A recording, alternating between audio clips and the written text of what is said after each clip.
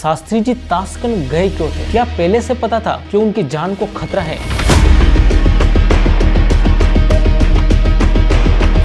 1965 में Indian army Lahore के बिल्कुल पास तक पहुंच गई थी, तो शास्त्री जी ने जीती हुई जमीन वापस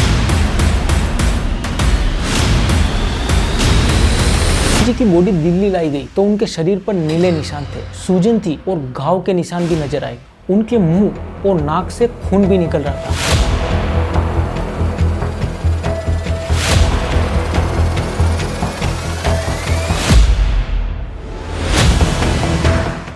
दिन था 3 जनवरी 1966 का। इंडिया की राजनीति का माहौल गर्म था। दिल्ली में एक खास इंडियन विमान को उड़ान भरने की तैयारी हो रही थी, क्योंकि देश के प्राइम मिनिस्टर लाल बहादुर शास्त्री जी खुद उसमें सवार होकर ताशकंद जाने वाले थे। जब ये विमान ताशकंद पहुंचता है तो उनका स्वागत करने के लिए यूएसएसआर के सबसे powerful prime minister Alexei Kosygin खुद आते हैं। मतलब कुछ तो बड़ा होने वाला था। शास्त्री जी को एक high profile security guest house में रोका जाता है, जिसका नाम था विला नंबर 5।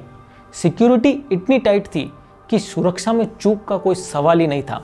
लेकिन इसी हाई सिक्योरिटी गेस्ट हाउस में आधी रात को लाल बहादुर शास्त्री जी की रहस्यमय तरीके से मौत हो जाती है।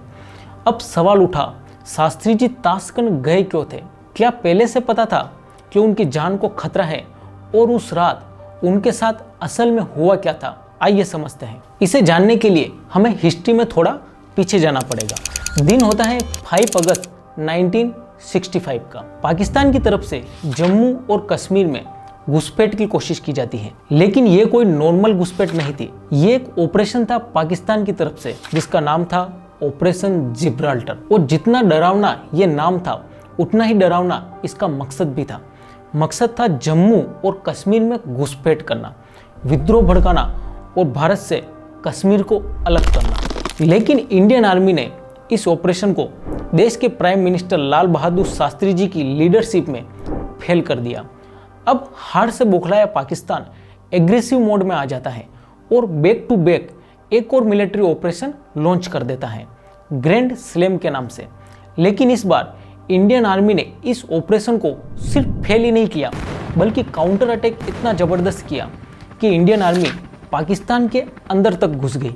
पर दुनिया ने इस पूरे मामले को सिर्फ एक रीजनल थ्रेट समझा और इंटरनेशनल लेवल पर भारत पर प्रेशर बनने लगा। इसके बाद इंडिया को सीज फायर के लिए रेडी होना पड़ा। लेकिन ये वॉर को रोकने का सिर्फ एक टेम्पररी सॉल्यूशन था। इसके परमानेंट सॉल्यूशन के लिए दोनों देशों के बीच एक रिटर्न एग्रीमेंट चाहिए था, जिसमें यह डिसाइड हो कि वॉर को ऑफिशियली खत्म कैसे किया जाए। वॉर के दौरान जो एरिया कैप्चर किया गया है उनका क्या होगा। इतने बड़े रिटर्न एग्रीमेंट के लिए इसके लिए कुछ रूल सेट किए जाएं। एक सेफ जगह और एक ऐसे ट्रस्टेड मीडिएटर की जरूरत थी जो पावरफुल हो और जिसकी बात पाकिस्तान और इंडिया दोनों मानते हो, और सबसे इंपॉर्टेंट बात जिस पर भरोसा किया जा सके। उस टाइम ग्लोबल लेवल पर सिर्फ एक ही सुपर पावर था जिस पर भरोसा किया जा सके, और वो था यूएसएसआर। और उस वक्त यूएसएसआर के प्राइम मिनिस्टर थे एलेक्सेई कोसिगिन। और सेफ जगह डिसाइड की गई यूएसएसआर का शहर ताशकंद, जो कि आज के टाइम में उज्बेकिस्तान में है। तो इसी वजह से प्रधानमंत्री के ताशकंद जाने की तैयारियां दिल्ली में जोरों शोरों से शुरू हो गई। पीएम लाल बहादुर शास्त्री जी ताशकंद के लिए रवाना हुए। उन्हें एक high profile security guest house में रोका गया, जिसका नाम था विला नंबर 5। लंबी बातचीत के बाद 10 जनवरी 1966 को ताशकंद में इंडियन पीएम लाल बहादुर शास्त्री जी और पाकिस्तानी प्रेसिडेंट अयूब खान के बीच एक रिटर्न एग्रीमेंट होता है, जिसे पीस ट्रीटी कहा गया। यहाँ तक सब कुछ बिल्कुल एक प्लान के हिसाब से चल रहा था, लेकिन इसके बाद चीज़ें बदलने लगती हैं। समझौता होने के बाद शास्त्री जी वापस अपने गेस्ट हाउस लौट गए, लेकिन उन्हें यह नहीं पता कि आज की ये रात उनकी ज़िंदगी की आखिरी रात बनने वाली है। अब रात को होता क्या है, शास्त्री जी को भूख लगती है, तो वो अपने पर्सनल कुक जिसका नाम था रामनाथ, उससे कहते हैं मुझे कुछ हल्का खाने का मन है। उस टाइम ताशकंद में इंडियन एम्बेसी का कुक था जन मोहम्मद। उसने बनाई आलू और पालक की सब्जी, साथ में रोटी और चावल। फिर शास्त्री जी ने ये भोजन किया। इसके बाद उन्होंने अपने घर वालों से फ़ोन पर बात भी की, जो बिल्कुल रोज की तरह एक नॉर्मल सी कॉल थी। अब बात यह थी कि शास्त्री जी को रोज सोने से पहले दूध पीने की आदत थी और ये बात उनके पर्सनल कुक रामनाथ को अच्छी तरह पता थी। तो जन मोहम्मद को कहा गया दूध बनाने के लिए। करीबन 11:30 बजे के आसपास दूध का गिलास रामनाथ खुद लेकर शास्त्री जी के रूम में जाते हैं। शास्त्री जी दूध पीते हैं और उसके बाद थोड़ी देर तक कमरे में ही टहलते हैं। फिर बाद में वो रामनाथ से पानी मांगते हैं पीने के लिए। रामनाथ उन्हें पानी देता है जो ड्रेसिंग टेबल पर रखे थर्मस में था और फिर शास्त्री जी रामनाथ से कहते हैं जाकर सो जाओ, कल काबुल के लिए निकलना है। अब मैं जो आपको ये सब बता रहा हूँ, जैसे कि क्या सब्जी बनी, किसने बनाई, दूध किसने बनाया और किसने दिया, ये सब इसलिए ताकि आगे जाके आपको चीज़ें समझने में दिक्कत ना हो। अब आते हैं वापस टॉपिक पर। शास्त्री जी सो गए थे, लेकिन रात के करीबन 1 बजे उन्हें सांस लेने में दिक्कत होने लगी और छाती में जलन महसूस हुई और जैसे तैसे चलकर वो अपने प्राइवेट सेक्रेटरी ऑफिसर JN सहाय के रूम तक पहुंच गए, जिनका रूम बिल्कुल उनके पास ही था। वहां जाके शास्त्री जी ने सिर्फ इतना कहा, डॉक्टर को बुलाओ। सहाय ने तुरंत एक्शन लिया और शास्त्री जी के पर्सनल डॉक्टर RN चूक, जो उनके काफिले के साथी थे, उन्हें तुरंत बुला लिया। साथ ही साथ रशियन डॉक्टर्स की टीम भी वहां पहुंच गई। तब तक शास्त्री जी बेहोश हो चुके थे। डॉक्टर ने उनका BP चेक किया, इमरजेंसी मेडिसिन दी और ऑक्सीजन भी लगाई, लेकिन कुछ भी काम नहीं आया। और फिर रात के करीबन 1:32 पर उन्हें डेड डिक्लेयर कर दिया गया। डेड का रीज़न बताया गया एक्यूट हार्ट अटैक। फिर शास्त्री जी की बॉडी को अगली सुबह एक प्लेन से दिल्ली लाया गया। और यहाँ सबसे बड़ी गलती ये होती है कि रशियन डॉक्टर्स ने शास्त्री जी का पोस्टमार्टम नहीं किया और यही बात आगे चलकर सबसे बड़ी कंट्रोवर्सी बन गई।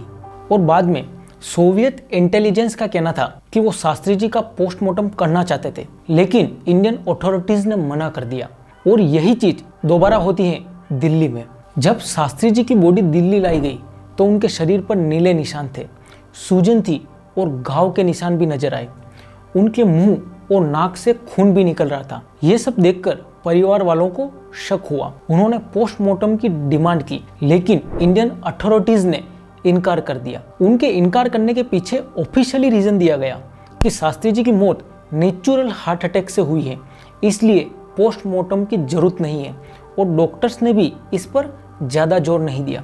लेकिन जो अनयूजुअल चीज़ें देखी गई, जैसे कि बॉडी का नीलापन, तो हो सकता है किसी ने जहर दे दिया हो। लेकिन सबसे बड़ी बात यह थी कि उस रात शास्त्री जी ने जो बर्तन और चीज़ें यूज़ की थी, उनका फोरेंसिक टेस्ट तक नहीं किया गया। अगर ये टेस्ट होता तो एग्जैक्ट पता चल सकता था कि ये डेथ नेचुरल थी या एक हत्या।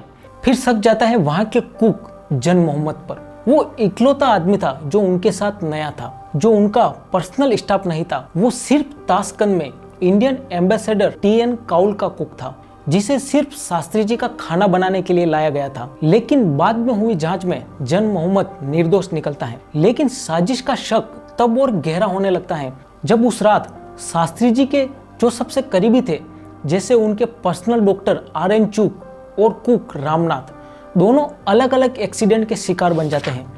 इसमें डॉक्टर चूक की मौत हो जाती है और रामनाथ की दोनों टांगें कट जाती हैं। वो भी तब जब वो दोनों शास्त्री जी की मौत पर गवाही देने जा रहे थे। सोचो, एक देश का PM मर जाता है और इन्वेस्टिगेशन में इतनी लापरवाही होती है। क्या ये सब एक बड़ी साजिश तो नहीं? क्योंकि सोचो दोस्तों, 1965 में इंडियन आर्मी लाहौर के बिल्कुल पास तक पहुंच गई थी, तो शास्त्री जी ने जीती हुई जमीन वापस क्यों दे दी? क्या उन पर अमेरिका और रशिया का प्रेशर था? ये सवाल आज भी लोगों के दिमाग में घूमता है। और फिर एक और बड़ा कोइंसिडेंस, शास्त्री जी की मौत के सिर्फ 13 दिन बाद इंडिया के top nuclear scientist doctor Homi Bhabha भी एक प्लेन क्रैश में मारे जाते हैं। और सबसे शॉकिंग बात, जर्नलिस्ट ग्रेगरी डगलस की किताब कन्वर्जेशंस विद द क्रो में ये क्लेम किया गया कि प्लेन क्रैश के पीछे अमेरिका की CIA का हाथ था, क्योंकि अमेरिका कभी नहीं चाहता कि इंडिया एक न्यूक्लियर पावर बन जाए। और जब एक इंडियन PM की डेथ होती है तो चाइना पर शक ना हो, ऐसा तो हो ही नहीं सकता। कहा जाता है 1962 की वॉर के बाद चाइना भी ताशकंद समझौते से खुश नहीं था और पाकिस्तान तो पहले से ही नाराज था, क्योंकि उसका कश्मीर छीनने का सपना शास्त्री जी ने खुद अपने कदमों तले कुचल दिया था। तो दोस्तों, क्या लाल बहादुर शास्त्री जी की मौत एक साजिश थी या फिर एक इत्तेफाक? आपको क्या लगता है? जवाब आप कमेंट्स में दीजिए।